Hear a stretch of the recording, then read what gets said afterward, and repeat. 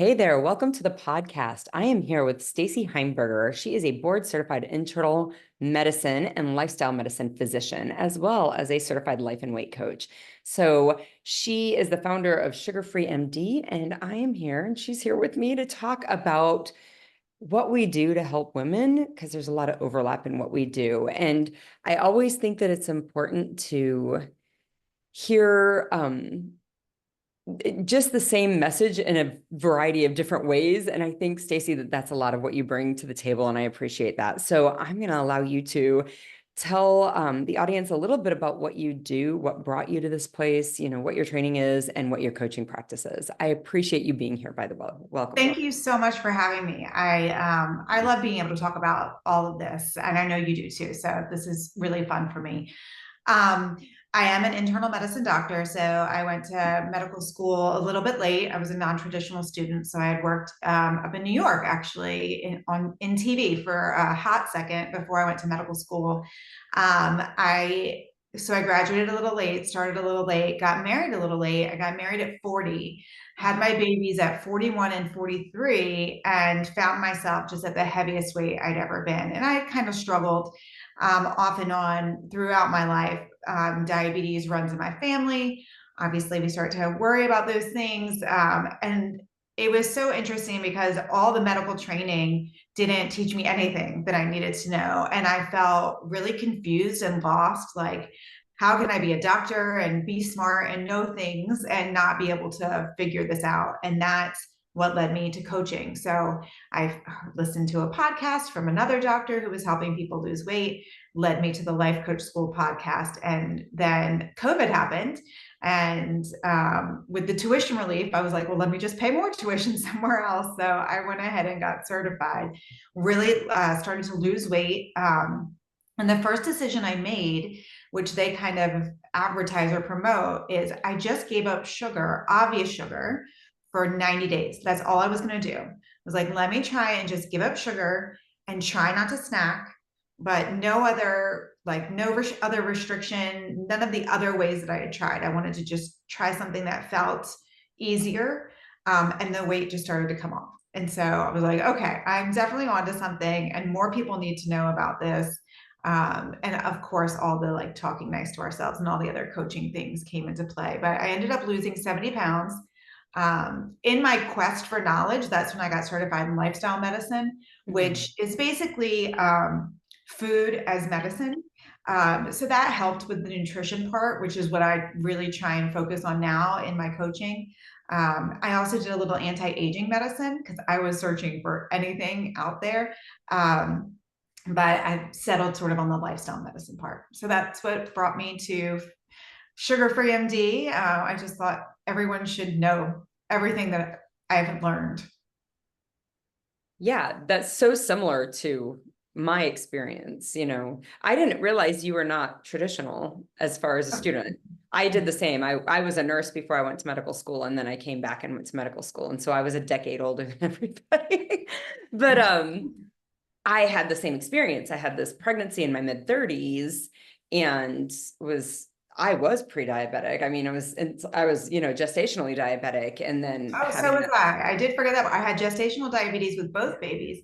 So I actually didn't gain that much weight with the kids. I did very well. It's that afterwards, I was somehow bigger than when I was pregnant. I was like, I don't understand any of what's what happening. is happening here? Yeah. So yeah, I came to the coaching, and it was the same thing. I was like, who was I going to call? The doctor? I was the doctor. I know what they were going to say. And I'm doing those things and they're not working. So yeah, I had that very similar experience. So there's a lot of, and I know, and I love your concept of sugar-free, and again, clearly you and I don't think are speaking of sucralose as sugar-free, or these sugar substitutes being the sugar-free concept that we hear. No, no. And I tell people all the time, I'm not saying you can never have any sugar.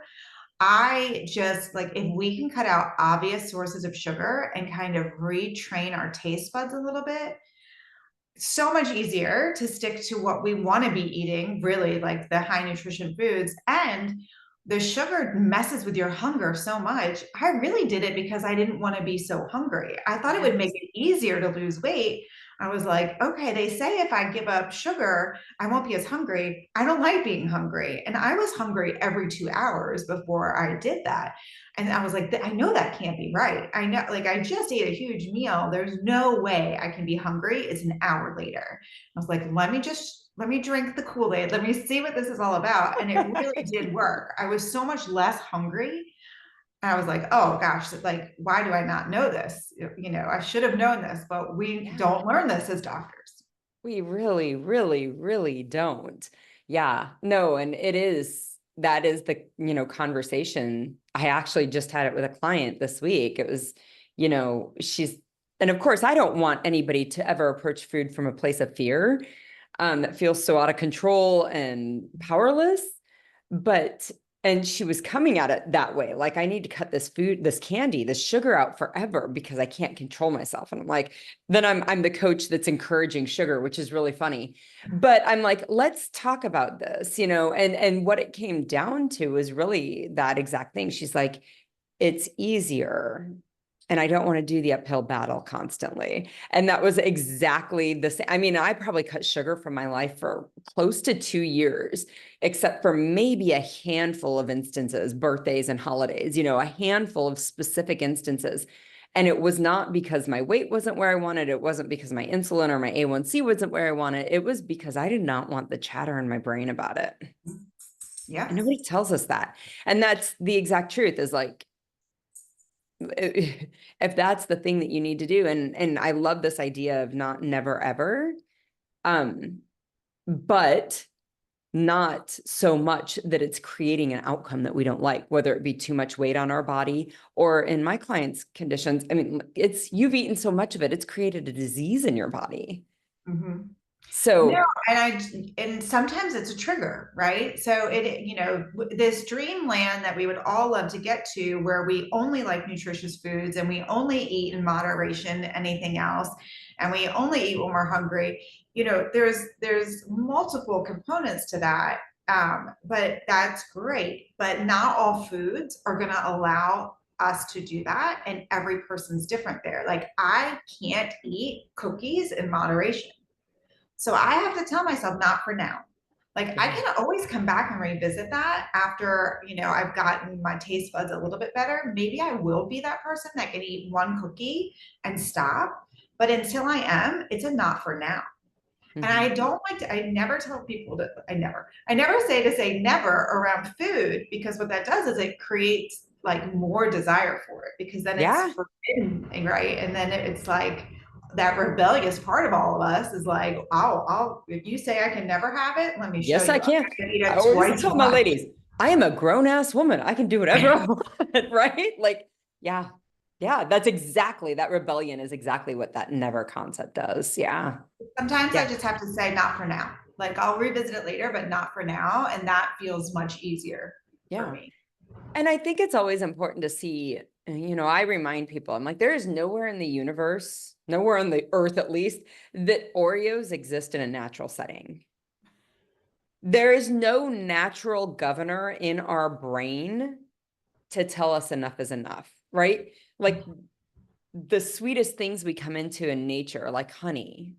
And the joke in my group is, yeah, but honey is guarded by little stinging insects. Like, there's a natural break there, you know? Same thing with our fruit, our grapes, our strawberries. Once you clear the strawberry bush of all the berries, you gotta wait. There's like no other option. You just gotta wait. And this idea of like having unlimited Oreos supplied to us from the local grocery store, there's never going to be a time where our brain says, oh yeah, we've eaten enough, we don't need any more. You know what I mean? We're always going to want more.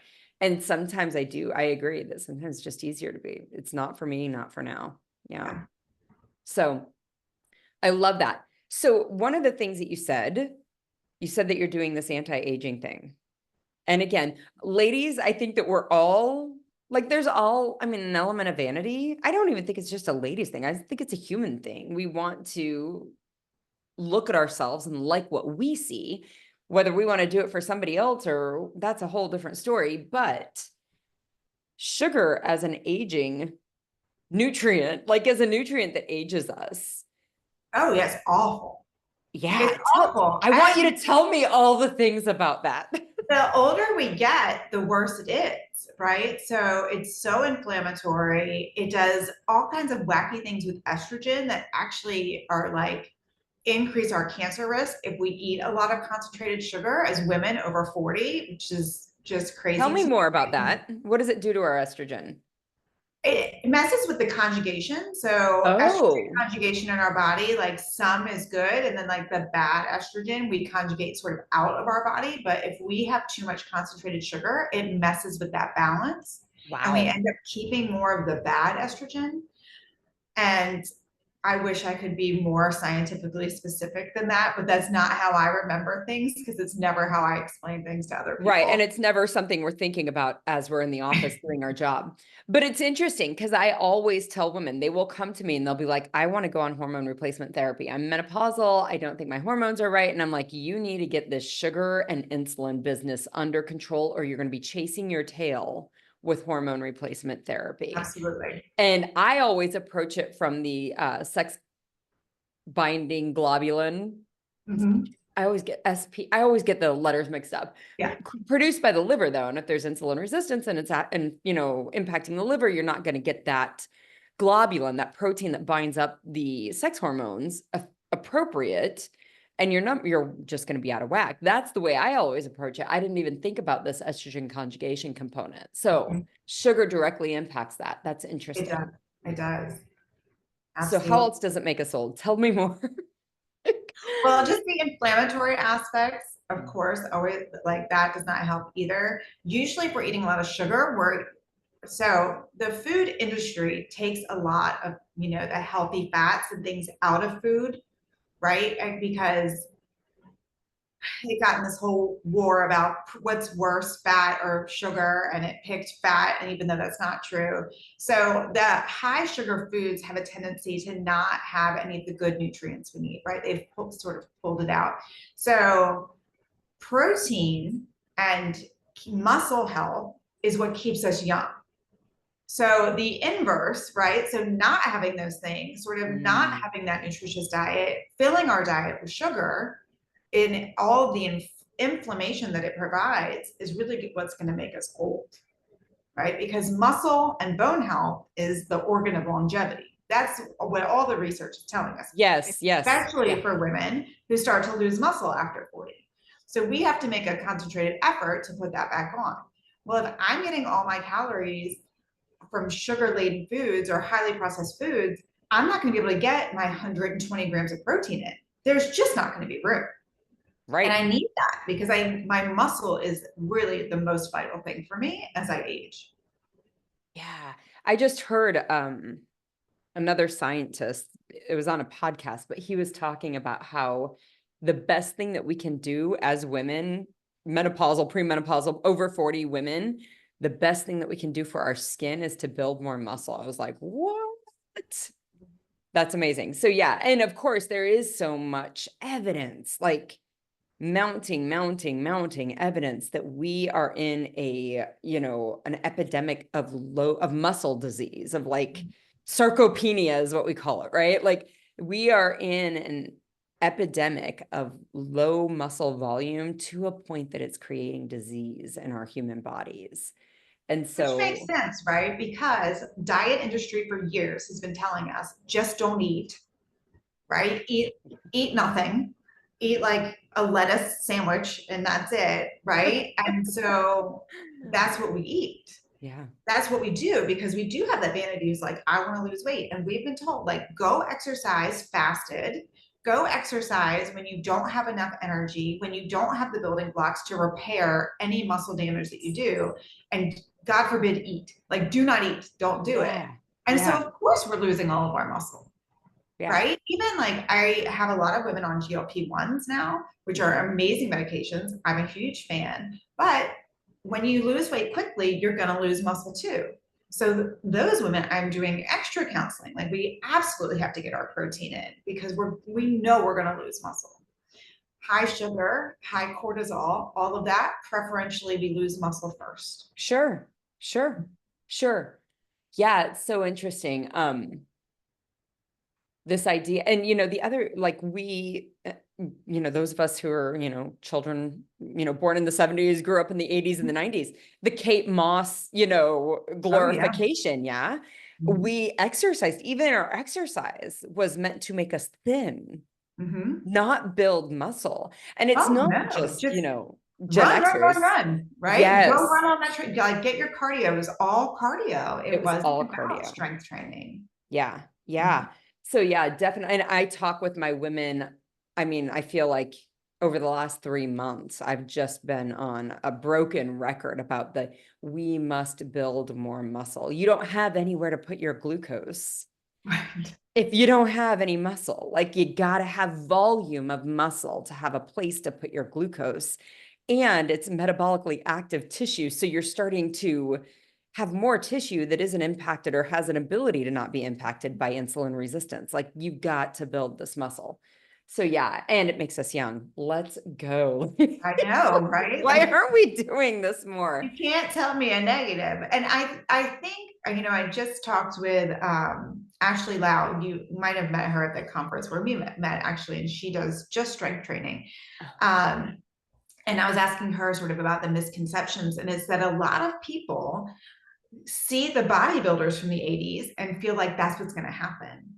But those people were all on mass dose of steroids. Right, Like, right. genetically, it is nearly impossible. There's We're always going not to be going to that one person that accidentally can look get like that. big, but you're not going to get big and bulky, especially as a woman over 40. You We've got to already put your back started into that. losing muscle. So we Yeah. just are trying to get back to what we looked like in our 20s, right? You have to put on a substantial amount of muscle just to get back there.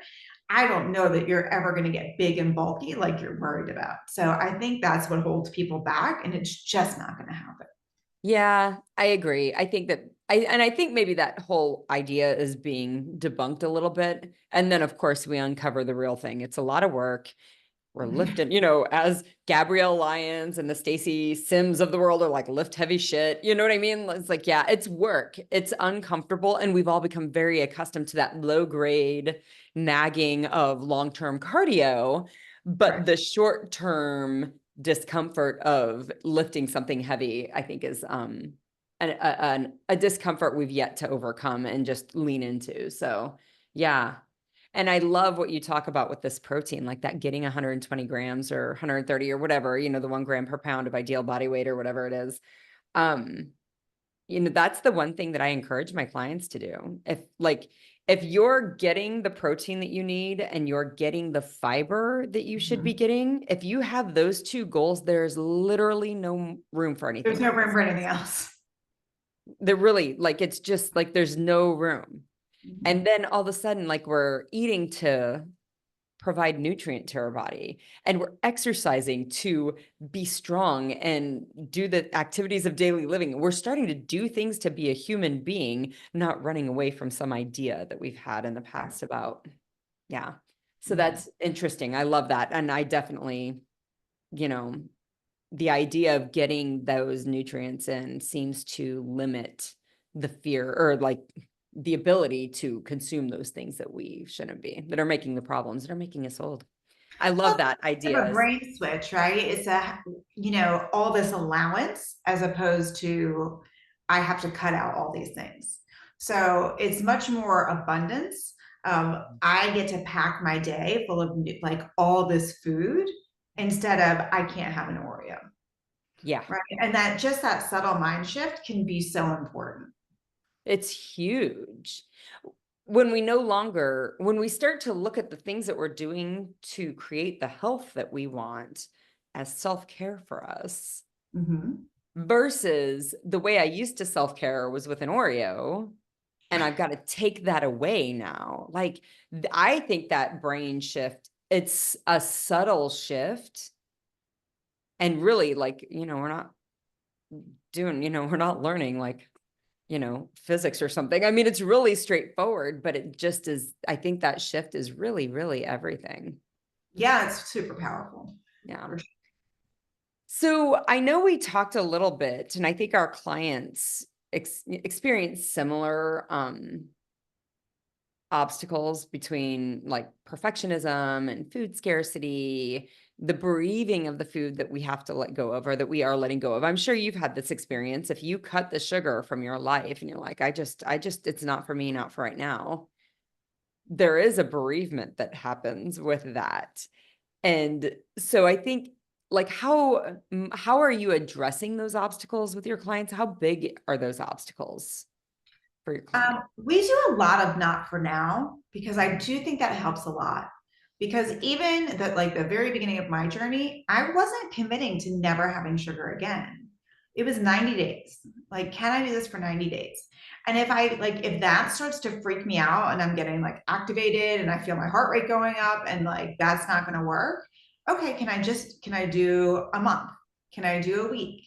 Can I do today? Like, my next meal, can I not do my next meal?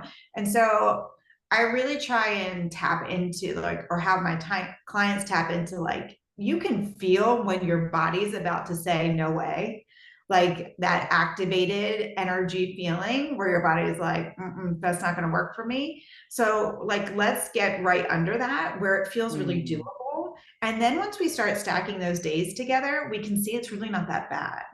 And the more days off of concentrated sugars we can be, the easier it is. Because Sure. it really doesn't take as long as you think. Like someone told me 90 days or I read 90 days, like that's where I picked that out of. I think I was going off more the anti-inflammatory research, like, Mm, to try and sort of really reset my body. It did not take that long before I really didn't miss it. And it doesn't feel that way when you're sort of thinking about doing it. It really feels like it's going to be so hard. So I just picked an amount of time that felt reasonable and achievable and didn't freak my brain out. And that's what I started with. Um, and then the other thing I did as far as grieving food, and we talk about sometimes too, um, if it's something that you really, really love, like for that 90 days, can we say like, I've just had enough? Like I've had so much in my life that I'm like kind of tapped out for now. Like, can we make that mindset change? I do that with king cake. I talk about that all the time because I'm in Louisiana and king cake, like, especially as a doctor in the hospital, every rep from everywhere is bringing you king cake. And then everyone thinks they have the best king cake. And there was literally king cake just coming out of my ears yeah. everywhere I turned. And it was never as good as I wanted it to be. When I really sat down and thought about it, I never felt full. Like it didn't change how hungry I was an iota. It was never quite as good as I wanted it to be, but it always made me want another piece. How interesting is that? Well, that's the sugar, I right? know it is. I 100% the know. sugar. And so when I started to think about this, I was like, okay, I'm gonna do this during king cake season, right? Can I just not have it this year? Like, can Mm, I tell myself I've had enough last year or the last 10 years? I've had enough that I can go this year without it and just see what happens. It has to be this very curious experimental yeah. thought mindset. And I think that helps a lot because I'm not saying I'm never going to have another piece of king cake. And I'm not asking anyone to never have a piece of king cake. It's while I'm trying to make a change and reset, can just for now, like, can I just see what happens if I don't have it this year? Yeah. It worked. Yeah. And I think that curiosity, you're right, though, getting right under that area where you feel it in your body, that triggering starting. Um, and that's probably where curiosity lives, Right. is like, I don't know. I'm not so secure with it that I know, but I do know it's going to be horrible that I'm shifting into that triggered component. So yeah, that's interesting. So how are you addressing honey, maple syrups, and then artificial sugars? When you talk about cutting sugar entirely, do you cut even the natural sugars also? I do not. And I let people sort of make their own decision, but our body processes that so differently. Mhm. And I always tell them the story when I had gestational diabetes. So I was checking my blood sugar every 2 hours, and I was a crazy person because I was pregnant. We're all a little crazy when we're pregnant. I had a flavored coffee and it said natural flavors. My blood sugar an hour later was through the roof, like over 300, to the point Wow. that I called the poor little nutritionist at the hospital, freaking out, crying, like losing my mind, like I was killing my baby because my blood sugar had spiked. She like came running to my office from her office, God bless her. And that's when I realized like you really can't trust what's on the package for some of these processed foods. So that's when I was like, okay, I'm just going to do natural sugars. I know my body knows what to do with that. In my mind, sort of the story that I've told myself is these artificial sugars, our brain, like our body doesn't recognize those. So it stores it as fat because it just doesn't know what to do with it. And it's like, we might Yeah. need that later. We better hang on to it. And, you know, some of them are not supposed to affect your blood sugar. I just assume they're all going to Yeah. because of my coffee fiasco that happened, because no one would think that that should have done it either, but it absolutely did. And so natural sugars are fine. I will sort of not have as much fruit if I'm trying to lose weight, like if I'm trying to like get over a hurdle or trying to get past a plateau just for a second, and then I'll add it back in. In the beginning, I didn't have it because I really wanted to reset my taste buds. Hmm. I didn't want to have those things like in the very beginning, but they were always there as a safety net. So it wasn't a I can't have them. It was a let me see if I can get by without having them for right now, just to see. I used herbal tea as my Hmm. sweet after dinner because I know that's probably a problem with all of your clients, right?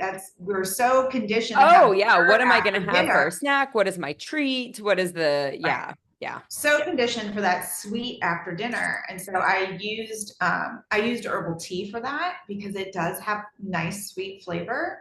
And Do you something about remember when that started tasting sweet to you? Like I remember the first herbal tea that I drank and I took it to the Starbucks barista and I was like, did you put sugar in this?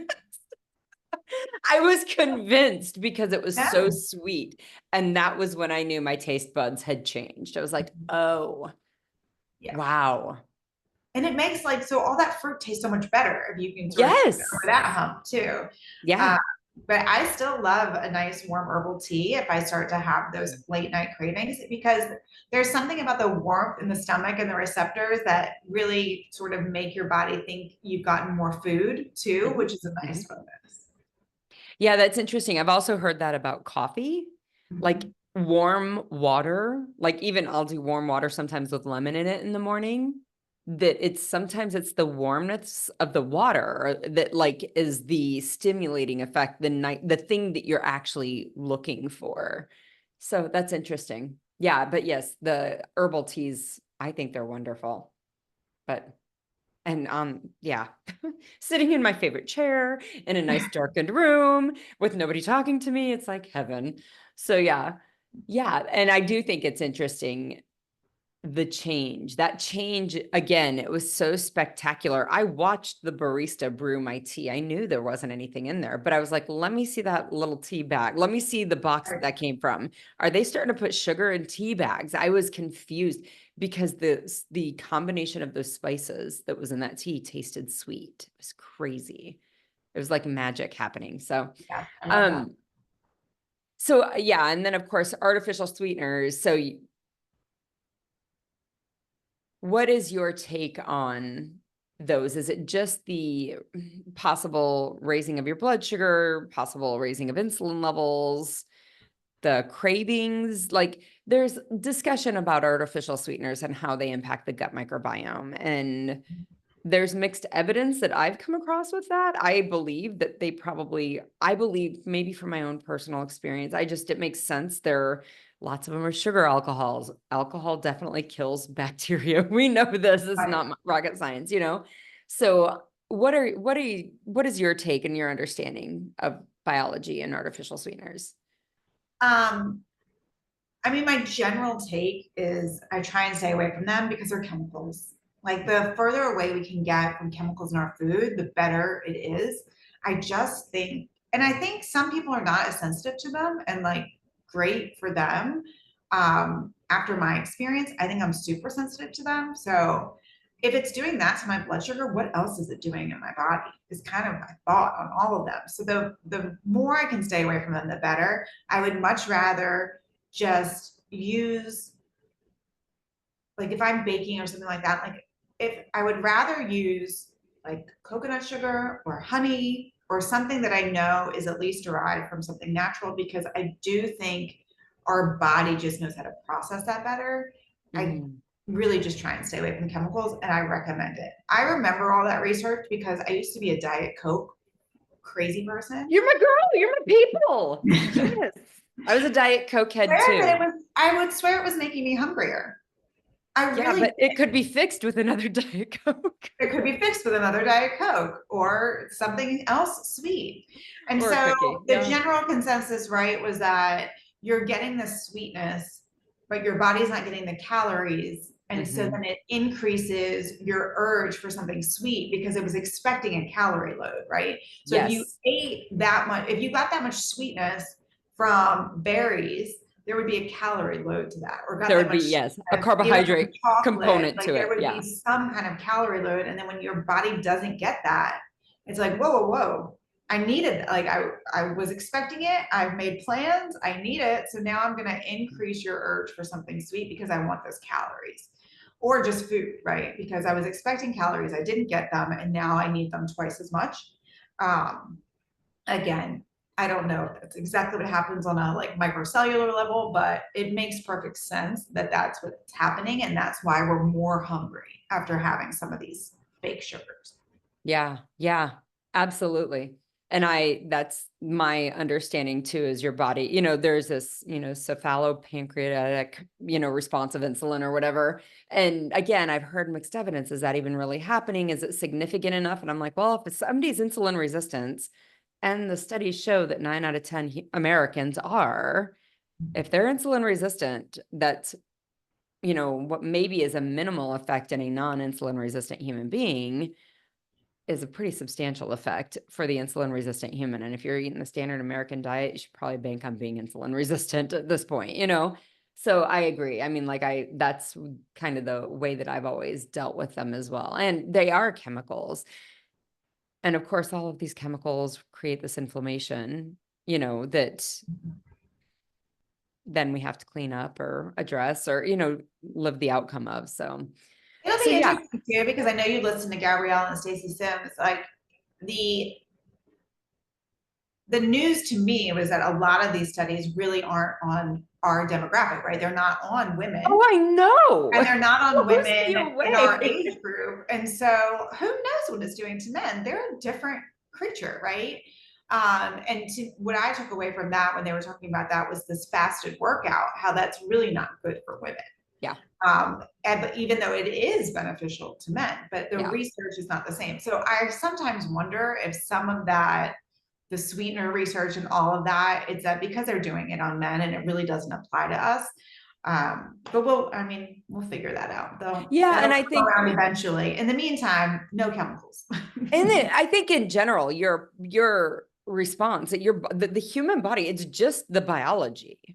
Like there is no way that in the last 100 years, 50 years, 75 years, whatever it is that we've had artificial sweeteners, there's just no way that our body has, you know, changed, evolved to a place where it's going to recognize and know how to manage those things. So it is a foreign chemical that our body doesn't really know what to do with. And just on that alone, if we're interested in being healthy, like we can't do that to ourselves, I mean, like clearly there's not going to be a healthy outcome with that. And it's interesting you bring up this research thing. I also feel, although Gabrielle Lyons seems to be more reasonable about it, I read Roar from Stacy Sims. She's her book, and it was good. And I agree. Again, we should be building muscle, but every single person she was like using as an example were like elite athletes. Mhm. They were competitive athletes. And unfortunately, 9 out of 10 humans in America are not competitive athletes. They're insulin resistant human beings. And and even some of our athletes. I mean, Peter Attia, and he's very famous and all about longevity. and all about how to live healthy. He was a competitive swimmer. Maybe it was a bike, maybe he was a cyclist, but he was a competitive athlete and insulin resistant and pre-diabetic.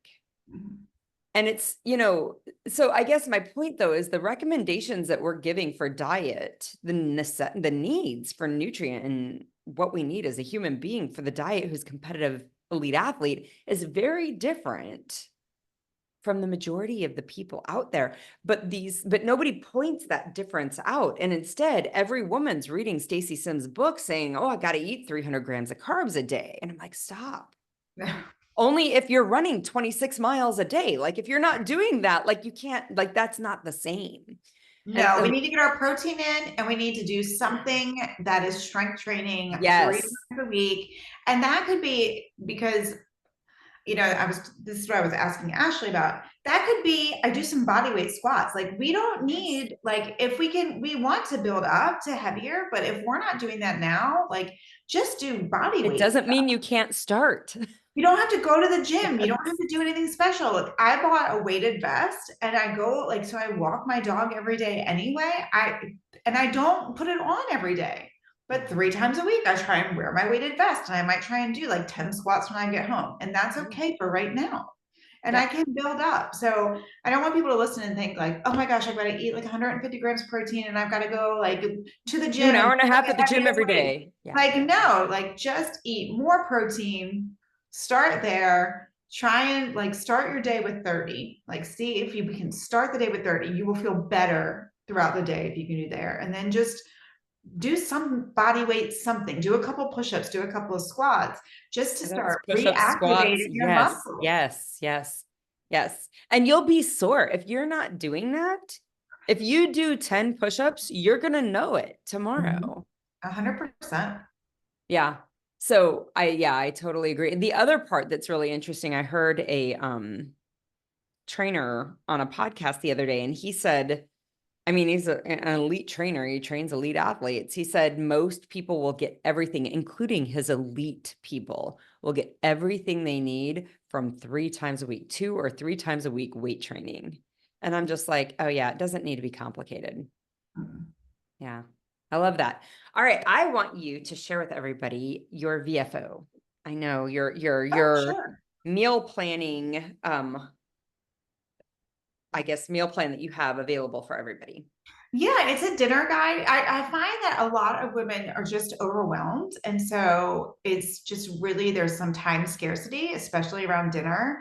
I have found if the starting place for my clients is, can we plan dinner?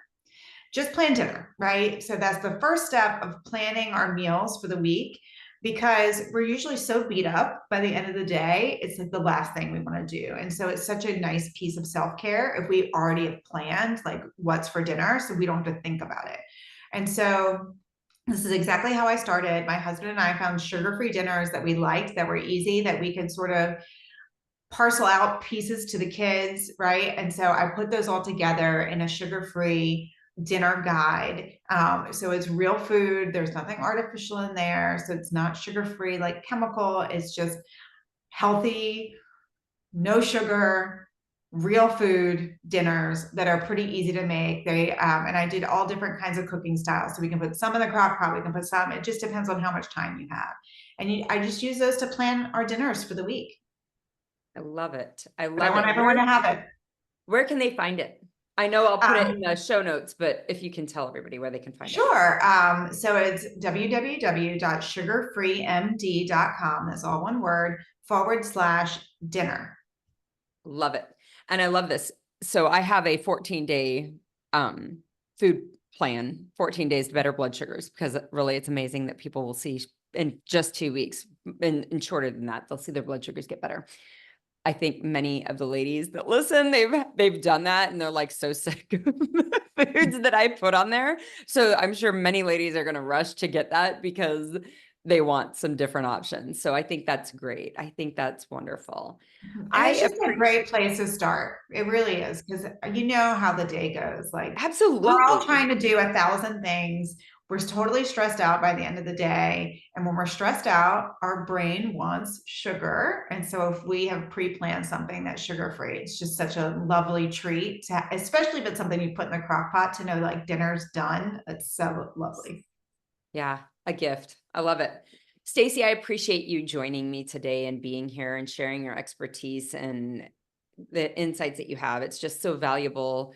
And again, it's great for people to hear that from more than one place that, really this food thing is an issue. And really, if you're interested in impacting your health and being healthy, this is the place you're going to get the most bang for your buck and the easiest place to start. So I appreciate you being here today. Thank you so much for having me. It was great.